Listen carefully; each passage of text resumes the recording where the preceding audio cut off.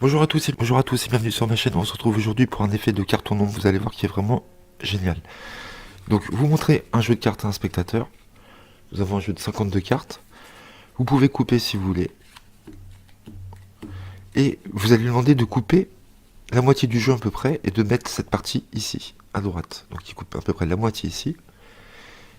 Et on va déterminer un nombre de cartes. Donc là, on pourrait penser que comme il a coupé au milieu, on pourrait aisément estimer à peu près entre 20 et 25 cartes, d'accord. Donc c'est pas le but.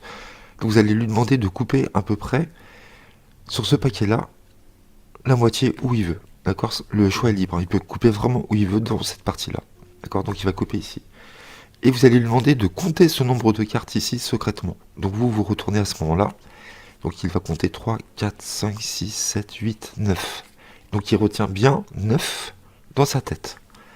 Ensuite, on va sélectionner une carte. Donc là, il vient de couper ici sur ce paquet-là.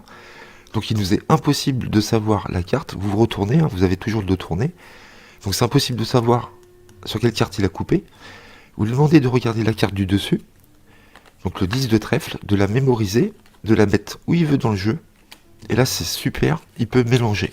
Donc on va perdre la carte dans ce tas-là. On ne sait pas où elle est exactement. Le spectateur mélange lui-même. Vous lui demandez de récupérer l'état de gauche à droite, comme ceci.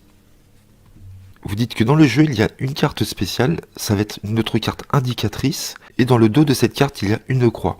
Donc vous dites au spectateur de distribuer les cartes une à une sur le tapis jusqu'à temps qu'on arrive avec cette fameuse carte où il y a une croix derrière.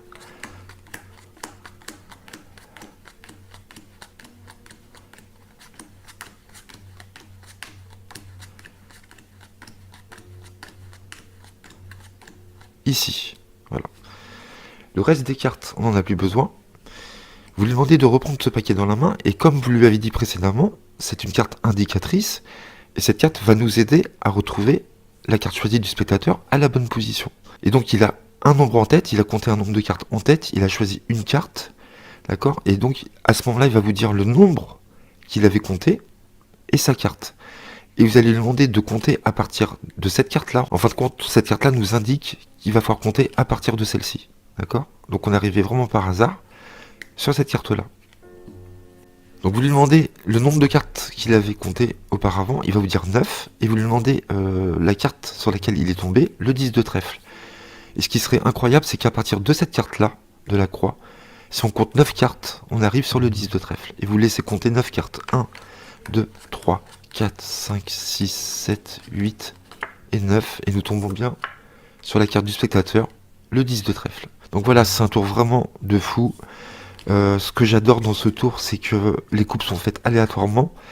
Donc on ne peut pas savoir le nombre de cartes coupées. Et surtout, la carte choisie, d'accord, qui arrive sur le paquet du milieu, on ne peut pas savoir non plus la carte, est insérée dans le paquet et le paquet est mélangé. Donc ça c'est fort. Et en plus, ce qui est fort, c'est qu'à partir de cette carte-là, avec la croix, et ben on arrivera à la bonne position de la carte. Voilà, donc je trouve ça excellent. Donc j'espère que vous avez aimé ce tour. On va passer aux explications. Donc pour ce tour, vous allez avoir un gros arrangement à effectuer. Donc vous allez voir que à partir de la dame de trèfle jusqu'au roi de trèfle, nous avons des cartes quelconques. Et vous voyez qu'ici, nous avons également le roi de trèfle. Entre ces cartes-là, nous avons 5 cartes quelconques. Et vous voyez, là, on part en mode miroir. D'accord. Roi de trèfle, 7 de trèfle, 2 de carreau. À chaque fois, ça se répète, ça se répète, ça se répète. Jusqu'à la dame de trèfle, ici. Là, vous avez 3 cartes quelconques. Et là, vous avez 4 cartes quelconques aussi. Donc, je ne vais pas vous montrer le setup parce que ça va durer sinon 10 ans.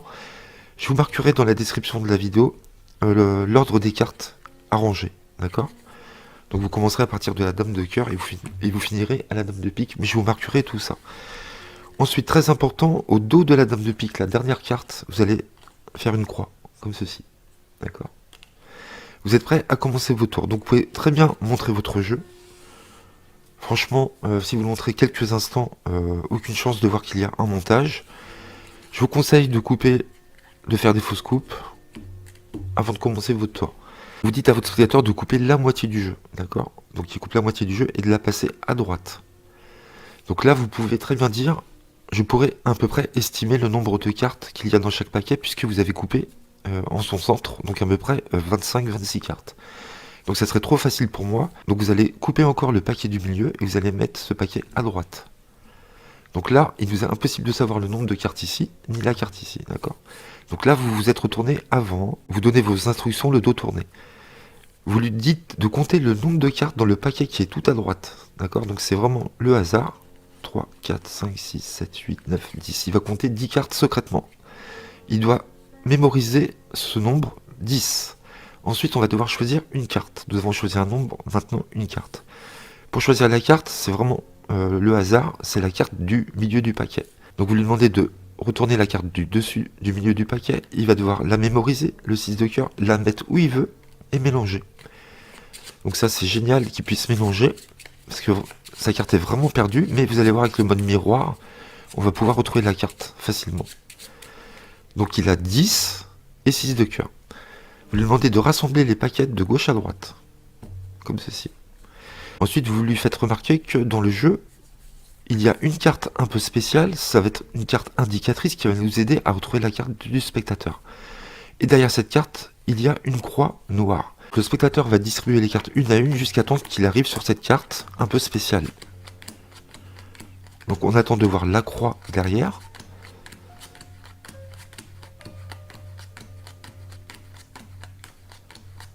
Ici, donc là on vient de tomber sur la carte indicatrice, le reste des cartes on n'en a plus besoin. Et donc on va compter à partir de cette carte là, puisque ça nous l'indique, nous avons une croix. Nous allons compter le nombre de cartes que vous avez trouvées au début. Donc là le spectateur va vous dire qu'il avait compté 10 cartes, et vous lui demandez en même temps le nombre de la carte qu'il avait choisie au milieu.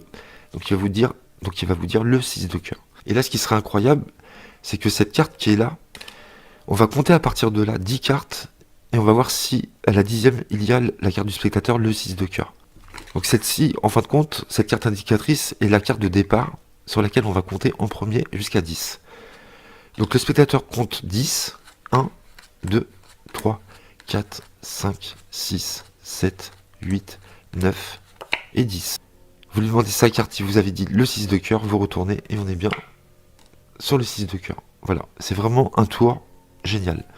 Je sais pas ce que vous en pensez, mais je l'adore. Voilà, j'espère que vous avez bien compris, que ça a été clair. N'hésitez pas à liker, à commenter et à vous abonner si vous avez aimé ce tour.